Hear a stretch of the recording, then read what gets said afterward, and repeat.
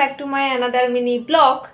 তো আজকের বানাবো আমি ম্যাগি প্রত্যেকেই বানাতে জানো এবং প্রত্যেকের বাড়িতে অনেক বিভিন্ন স্টাইলে তোমরা ম্যাগি বানাও।